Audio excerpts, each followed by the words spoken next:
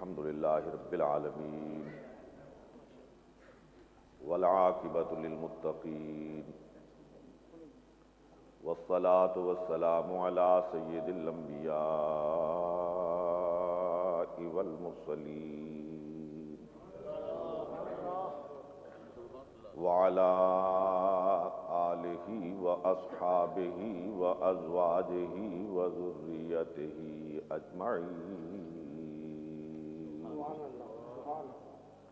اما بعد فاعوذ باللہ من الشیطان الرجیم بسم اللہ الرحمن الرحیم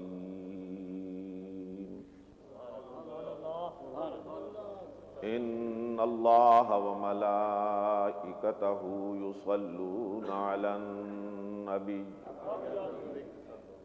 یا ایہا الذین آمنوا صلوا علیہ وسلموا تسلیما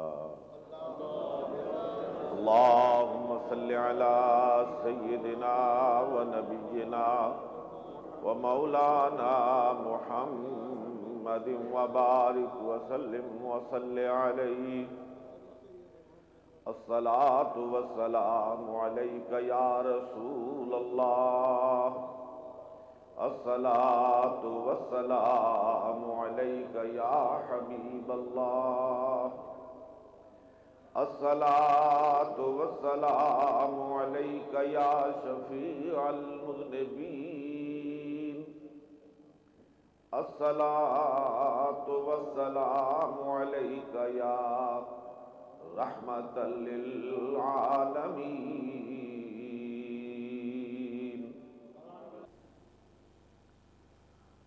حضرات،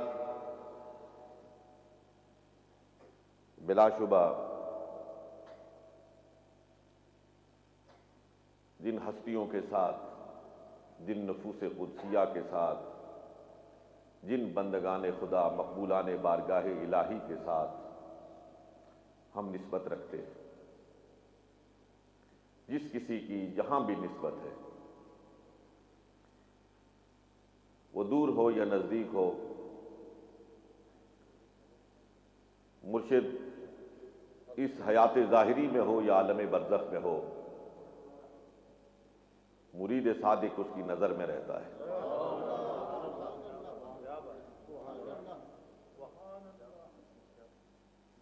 اور یقین فرمائیے، اگر رابطے مضبوط ہوں، تعلق مستحکم ہو، تو مرید کی سوچ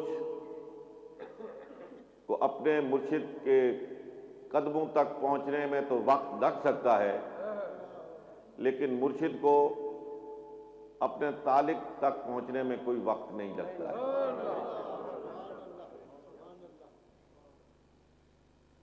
عقیدہ مضبوط ہونا چاہیے، محکم ہونا چاہیے، نیت صاف ہونی چاہیے، پھر یقین کیجئے حجابات مٹ جاتے ہیں، دوریاں ختم ہو جاتی ہیں، اور ظاہر اور باطن اور اس ظاہری حیات اور برزخ کے درمیان پیدا ہونے والے پردے بیچ میں سے ہٹ جاتے ہیں۔ حضرت شاہ ولی اللہ محدث دہلوی رحمۃ اللہ تعالی علیہ نے اپنے والد گرامی رحمۃ اللہ تعالی علیہ کے ارشادات پر مشتمل ایک کتاب مرتب فرمائی انفاس العارفین کے نام سے۔ اس میں اپنے والد گرامی کے حالات و واقعات کو قلم بند فرماتے ہیں اور ارشاد فرماتے ہیں کہ ایک دفعہ میرے والد گرامی طالب علمی کے زمانے میں سبق سے فارغ ہونے کے بعد اپنے گھر کو جا رہے تھے، اور حضرت شیخ سعدی رحمۃ اللہ تعالی علیہ کی ایک ربائی ان کی زبان پر تھی، گنگنا رہے تھے۔ میں پھر زور دے کے کہتا ہوں تاکہ میری بات کا ابلاغ ہو جائے کہ اونچی آواز میں نہیں پڑھ رہے تھے، گنگنا رہے تھے۔ جیسے خود کلامی ہوتی ہے، آدمی اپنے آپ سے بات کرتا ہے، اپنے آپ کو اپنے تئیں سناتے ہوئے جا رہے تھے۔ آخری مصرے پہ پہنچے تو بھول گئے، ربائی مکمل نہیں ہو رہی، پھر نئے سرے سے شروع کی، پھر آخر تک پہنچے، آخری مصرع پھر یاد نہ آیا، پھر شروع کی، پھر آخری مصرے پہ پہنچے، آخری مصرع یاد نہ آیا۔ پاس سے ایک بوڑھے بابا گزرے اور چلتے چلتے آخری مصرع پڑھ دیا، آخری مصرع پڑھ کے گزر گئے۔ جب حضرت شاہ صاحب رحمۃ اللہ تعالی علیہ کے والد گرامی ادھر متوجہ ہوئے تو بابا جی گلی کی نکڑ پہ پہنچ چکے تھے۔ پیچھے سے آواز دی کہ حضرت آپ نے بڑی مدد فرمائی ہے، میری یادداشت کو تازہ کر دیا ہے، آپ ذرا اپنا تعارف تو کروائیے، آپ ہیں کون؟ میں آپ سے متعارف ہونا چاہتا ہوں۔ بابے نے پیچھے مڑ کے دیکھا اور کہا فقیر کو سادی کہتے ہیں، فقیر کو سادی کہتے ہیں، فقیر کو سادی کہتے ہیں۔ طلب صادق ہونی چاہیے، تعلق مضبوط ہونا چاہیے۔ حضرت خواجہ قطب الدین بختیار کاکی رحمت اللہ تعالی علیہ کی مجلس لگی ہوئی ہے، ابھی چشتیوں کے ماتھے کے جھومر حضرت پیر میر علی شاہ رحمت اللہ تعالی علیہ اور ان کے علوم کے وارث حضرت پیر نصیر الدین نصیر، خدا بند قدوس ان کے مزار پر کروڑوں رحمتیں اور برکتیں نازل فرمائے۔ اہل نظر جانتے ہیں کہ وہاں کی ہر قبر جگمگ جگمگ کر رہی ہے، اور ان جگمگ جگمگ کرتی قبروں میں پیر نصیر الدین نصیر کی قبر کا اپنا ہی ایک نرالا جگمگ ہے۔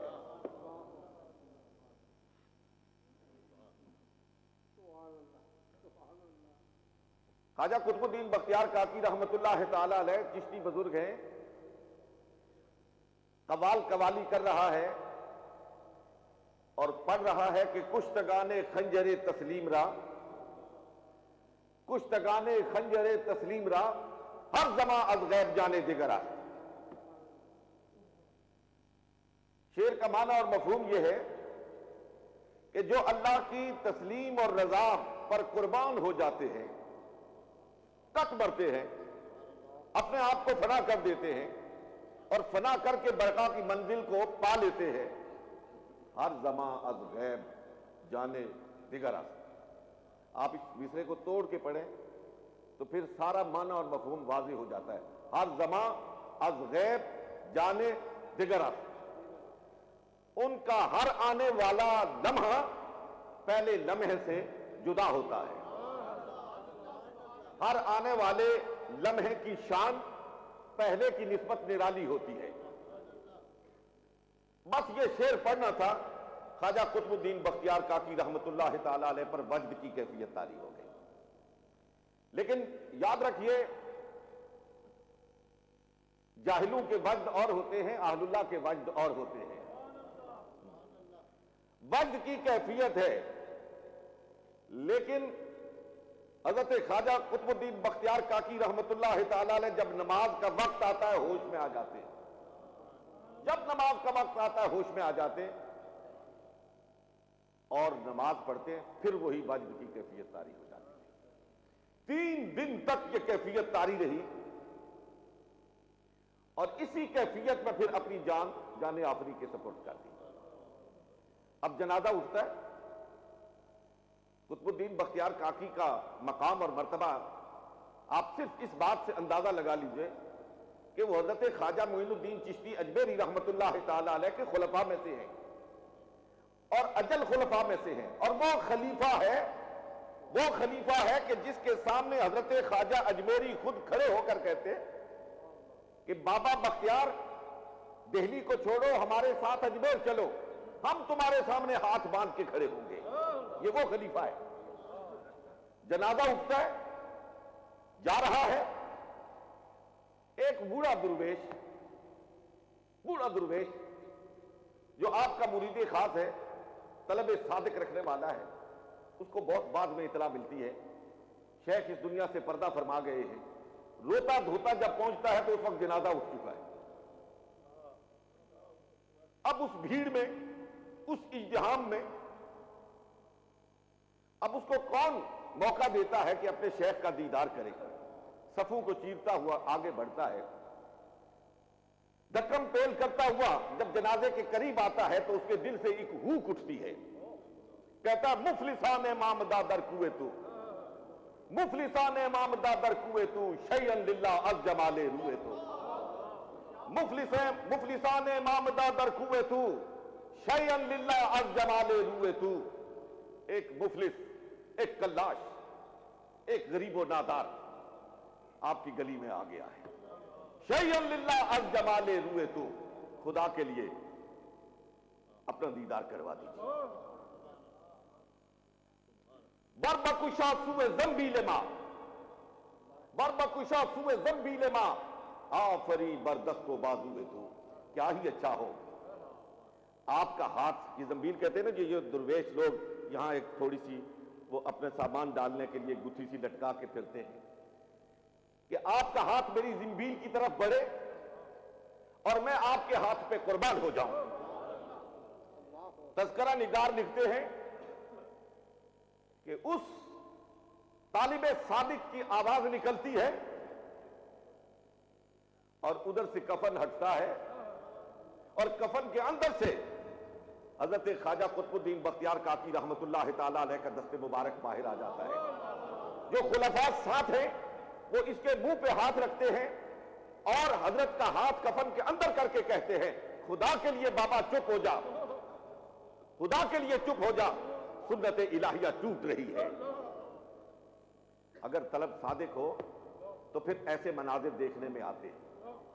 شیخ احمد کبیر ربائی رحمت اللہ تعالی علیہ عاشق رسول ہے، سوختہ عشق رسالت مآب ہے، صلی اللہ علیہ وآلہ وسلم روضہ اقدس پہ حاضر ہوتے ہیں، مواجہ شریف کے سامنے کھڑے ہوتے ہیں اور عرض کرتے ہیں فی حالت البعد روحی کنت ارسلھا، فی حالت البعد روحی کنت ارسلھا تقبل الارض عنی وہی نائبتی۔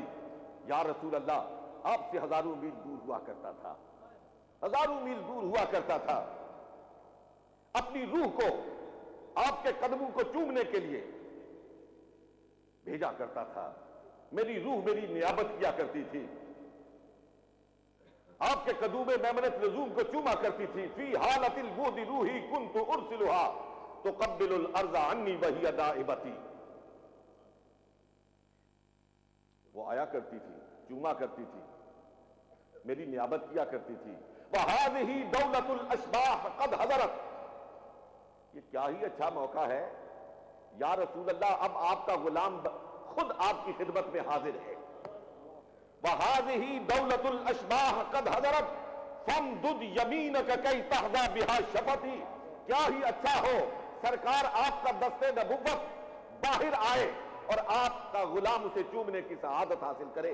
حضرت شاہ عبد الحق محدث دہلوی رحمت اللہ تعالی علیہ لکھتے ہیں کہ حضور کے حجرہ مقدسہ سے آپ کا دست نبوت چمکتا ہوا باہر آیا، سورج کی روشنی مانگ پڑ گئی، ہر طرف نور ہی نور پھیل گیا۔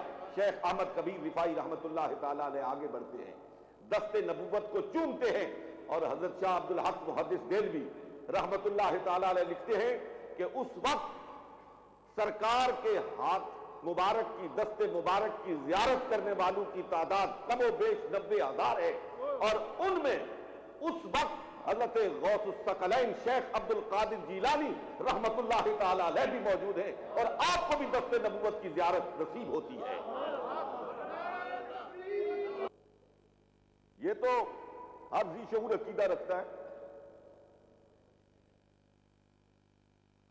کہ مرنے کے بعد جب آدمی قبر میں جاتا ہے اس سے سوالات ہوتے ہیں۔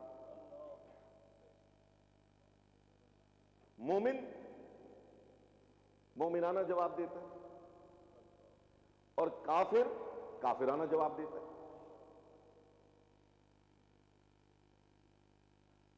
کیوں مومن مومنانہ جواب دیتا ہے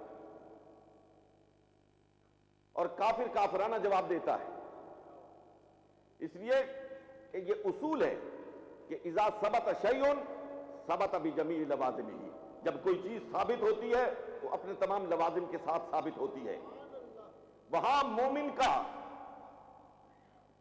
مومن ہونا موجود رہتا ہے، مومن کی مومنیت اس کے ساتھ رہتی ہے نا؟ مومن مومنانہ جواب دیتا ہے، کافر کافرانہ جواب دیتا ہے، تو